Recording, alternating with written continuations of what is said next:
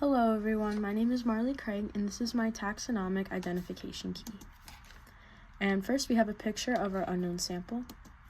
And some tools that could be used to identify the sample is obviously the taxonomic identification key, which would be the most accurate. We can use measurement tools such as a caliper or a ruler to measure size of tentacles or polyps on the organism. And a dissecting microscope could be useful to observe a specimen in better detail. And here is the taxonomic key with the unknown sample next to it.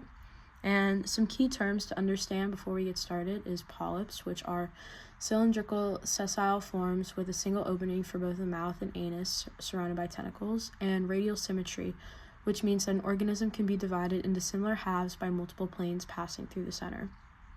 Now, if we look at question 1, it's split into two parts, A and B, and part A states the organism is free swimming in the water, go to number 2, and the organism is sessile, go to number 3.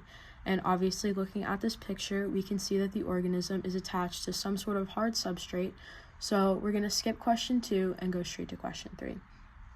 3A states that it is a colonial organism made up of many polyps connected by a central axis with a long, thin body, which by looking at the picture we can tell that it does not have a long, thin body, so it is not a sea pen. And 3B states that there are individual polyps / smaller branching colonies attached to a hard surface, which this is definitely a more accurate description of what this image is.